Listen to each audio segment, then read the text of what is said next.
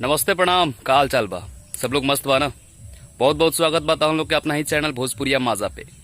आज सबसे पहले तो आज जितना भी हमनी के घर में गाड़ी घोड़ा जैसे कि मतलब का मतलब मोटरसाइकिल बा, चाहे ट्रैक्टर बा, चाहे ब्लोरो बा, चाहे कोनो भी लोहा के सामान बा, ओकर आज हमनी के पूजा कइल जाला। कैसे कि आज है विश्वकर्मा पूजा। तो विश्वकर्मा पूजा के आप सभी भाई के ढेर से ढेर सारी शुभकामनाएं। अब बात कही जाओ, कुछ दो चार गो चूजा चमचा बाड़ा सन तो उन गाना के लेके बड़ा ही बवाल क्रिएट करके रख दिला बड़ा सा। जना गाना का नाम है नजर मिलाओ बबुआन से। ओकनी के कहा नाम बा कि जमाना कहेला पवन सिंह तो ट्रेंडिंग में आ गई, लेकिन काहे ना ताकत पते गाना के ट्रेंडिंग में जाके दिखा देला लो। तो हम बता दी बाबू कि ट्रेंडिंग में ले आवल पवन सिंह जी के फैन खातिर बाएं हाथ के खेल बा।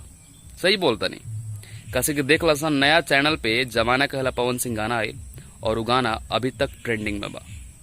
तो ये सब पावर है पवन सिंह के। और जले वाला लोग तो बहुत ज्यादा जले लो भाई। तो जले तो उसे का घंटा फर्क पड़े वाला बा। और हाँ, एक और चीज बता दी कि ई तो अभी ट्रेलर है, पूरा फिल्म बाकी बा। अभी बहुत सारा पवन सिंह जी का ऐसा गाना बा ना जौन यूट्यूब पर भूकंप मचा के रख दी।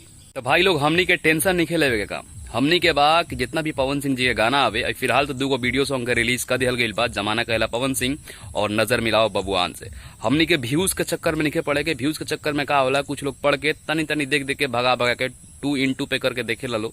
ऐसा नहीं करे के हमनी के रेगुलर वॉच करे के बा, पूरा वीडियो के देखे के बा और नाम से सर्च करे के बा। एकनी के काम बा कुत्ता ऐसा भौकल भौके दा। हमनी के अपना रास्ता से भटके के नहीं के। हमनी के ज्यादा ज्यादा गाना का शेयर करे के बा, सुने के बा और पवन सिंह जी के सपोर्ट करते नहीं जैसे ही करते रहे के बा। तो जे भी भाई इस चैनल पर नया बा सब्सक्राइब करके बेल आइकन प्रेस कर ली।